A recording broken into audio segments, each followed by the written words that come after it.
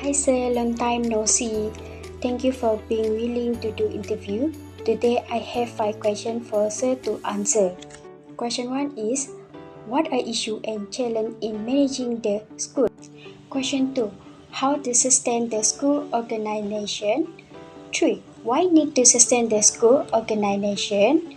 4, how to maintain healthy organizational behavior? 5, why need to maintain healthy organizational behavior? Greeting to all.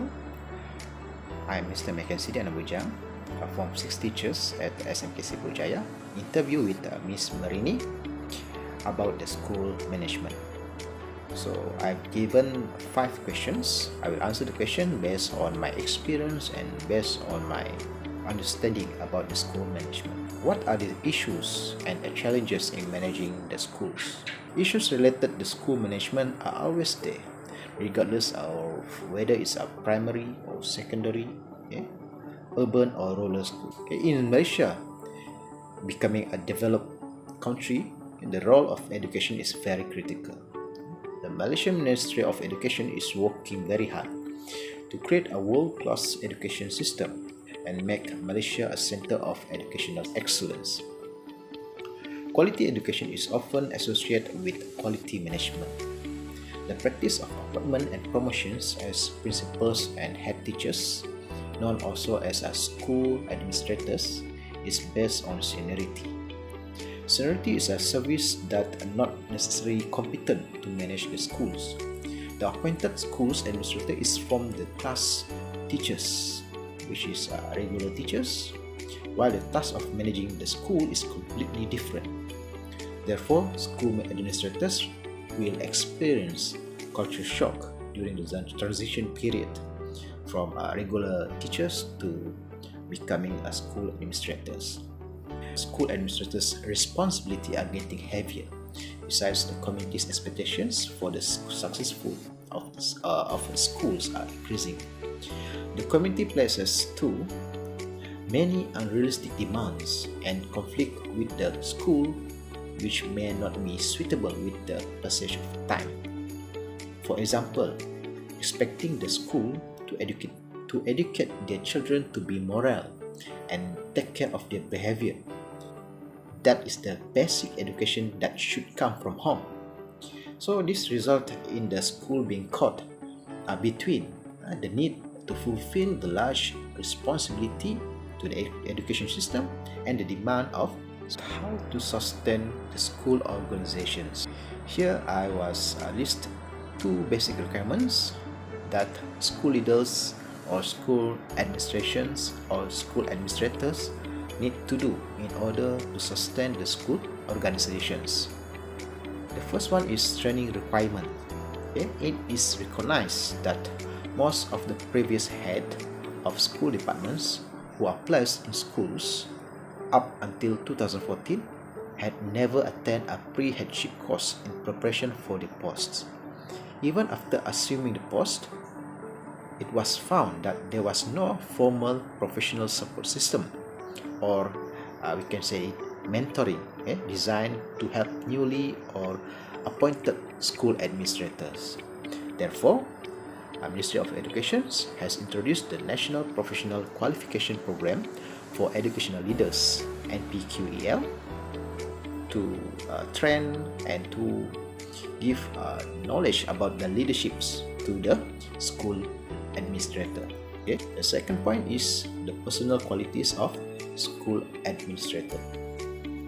School administrators are seen by teachers, students, parents, and the community as someone who has personal qualities that can be an example to them. The higher the self-quality of the school administrators, the higher the respect given to him or her by the school community, and the easier it is for the school administrator to exert his or her influence on them. Among the personal qualities that school administrators need to have a problem-solving ability, judgment, management ability, decision-making, leaderships, sensitivity, interest, self-motivations, stress control, educational value, oral communications, written communications, intercultural understanding, physical fitness, basic skills of managing electronics assisted system, ICT, dealing with problematic individuals, mastery of general knowledge, and a personal self-image. That is all some of the personal qualities that school administrators should have. Why need to sustain the school organizations? This question is quite tricky for me because the rapid changes in the current education reforms that are sweeping our education system environments today are certainly a challenge for principal and also for headmasters in the primary schools. The drastic change in the school curriculum from a traditional form to more on modern form, for example, as required in KSSM and KSSR, how to maintain healthy organizational behavior. The first point is to be a good listener. As leaders, we try to ask anything about what has already been done well at school. So school administrator need to collect all important input, informations from staff who have been working at the school for a long time. Don't try to change too many things in a short time. New school administrators need to get to know the school's character, or we can say the school climates, before being able to carry out their duties well. So the second point is don't dwell too much in your room. It means that as a school administrator, they need to make observations to get a clearer picture of the school classroom, the students and the school environments. So the more often the school administrator are out of the office to do the observations, the more information they will be able to acquire. School administrator also have to remember that they are dealing with human beings who have feelings. They need to give encouragement to their teachers because the task of being a teacher is indeed a heavy task. For the last question, why need to maintain healthy organizational behavior? As we know, building effective management in a school is very difficult. Schools are different from other organizations. This can be seen in terms of moral efforts because school management is unique, involving extensive face-to-face communications, action-oriented, reactive, unexpected problems. Decisions are made immediately and face constant pressures to maintain the smooth and peaceful running of the school. School management is also always influenced by the moral demands of the school as a permanent and highly autonomous workforce institutions, as well as role expectations and continuous pressures that depends on the head of the department, which is school administrator. I would like to express my gratitude to Miss Marini Daniel for her willingness to interview me in her assignment.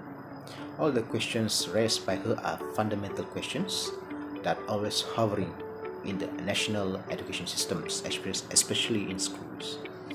Therefore, I hope these sessions provide benefits not only to her, but also to the educators who wish to become a school administrator one day.